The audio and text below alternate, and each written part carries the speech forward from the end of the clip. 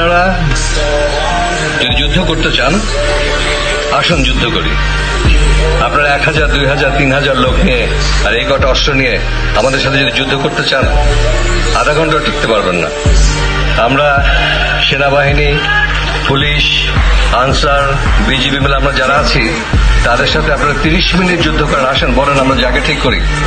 আপনারা পাহাড়ে পাহাড়ে লুকিয়ে থাকবেন, মানুষের বাড়িতে বাড়িতে যে অত্যাচার করে খাবার খাবেন, রাতের বেলায় এক পাহাড় থেকে আরেক পাহাড়ে পালিয়ে থাকবেন, আর তারপর দূর থেকে আমাদেরকে গুলি করে আহত করবেন। এটা কোনো যুদ্ধ হলো না, এটা হলো মার্সেনারি অ্যাক্টিভিটিস, সন্ত্রাসী কার্যক্রম।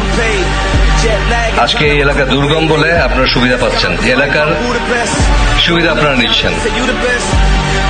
আজকে যদি বাংলাদেশের অন্যান্য জেলার মতো হতো তাহলে আমাদের প্রয়োজন হতো না। যে কোনো বাহিনী, এমনকি আনসার বাহিনী আপনাদেরকে সাহায্য করে দিতে পারত।